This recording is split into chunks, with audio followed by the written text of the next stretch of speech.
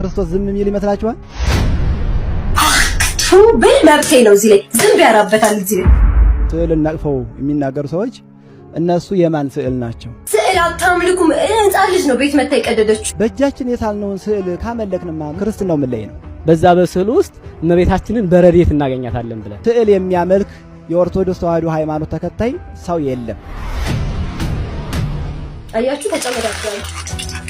ለዚህ ሰገደ ለእመቤታችን ለቅድስት ድንግል ማርያም ምሰግደው ከወንጌላዊው ያገኘሁትን እኮ ነው ከቅዱስ ሉቃስ። ስዕል የሚያድን ከሆነ ለምን አያድንም ራሱን የሚል ጥያቄ አነስታለች። ክርስቶስም ያን ሁሉ መከራ ሲፈጽሙበት ምንድን ያላቸው? አባት ሆይ የሚያደርጉት አያውቁምና ይቅር በላቸው። እንዲያውም የእመቤታችንን ትዕግስት የምንረዳው በዚህ ነው። እስቲ አጥፋኝ ትል ነበረ። ይሄ እኮ እግዚአብሔርን ማነሳሳት እኮ ነው።